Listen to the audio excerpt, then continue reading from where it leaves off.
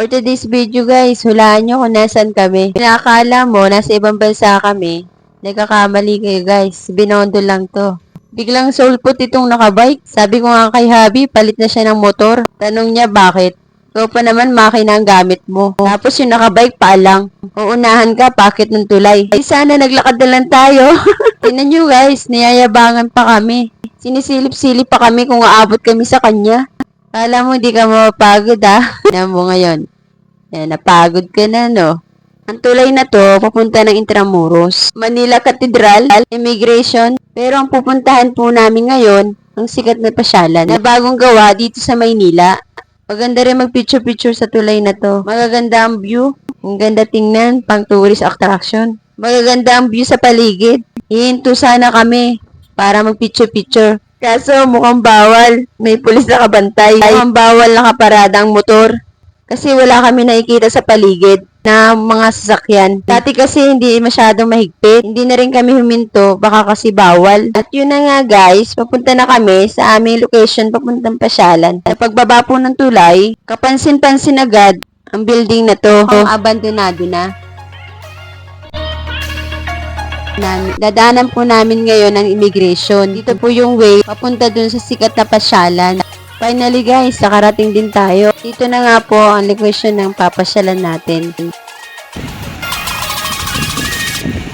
Mas maganda dito gabi.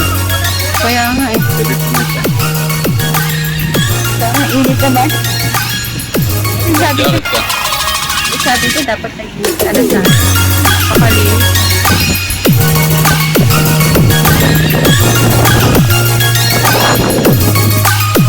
Grabe, sobrang ganda ng pasyalan dito guys. Pero mas maganda sana gabi kayo pumunta dito. Para makita ninyo ang ilaw sa mga paligid. Ito nga po pala matatanaw ang ferry boat.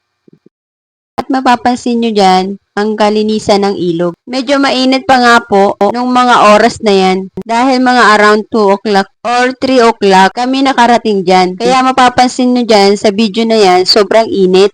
Mapapansin nyo rin yung gwardiya dyan, panay lang ang text. Pero safe naman tong lugar na to. Pero mamaya gagalaw din yan. Mukhang may problema lang si kuya. Yung mga oras na yan. Tuon lang natin ng mga mata natin sa mga magagandang view sa paligid.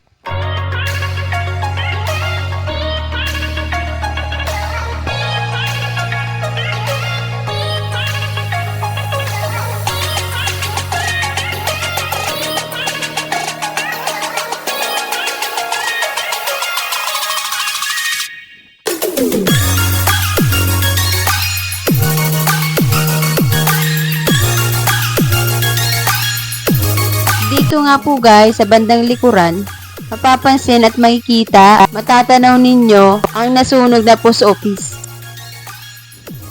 Pababa na nga po kami ng hagdan, mga oras na yan. Nagbabalak na po kami umuwi dahil sobrang init na po. At dito na nga po sa bandang likuran, mapapansin ang bakuran ng pasyalan. Hanggang dito na lang po guys, ang video natin for today. Maraming salamat sa panonood!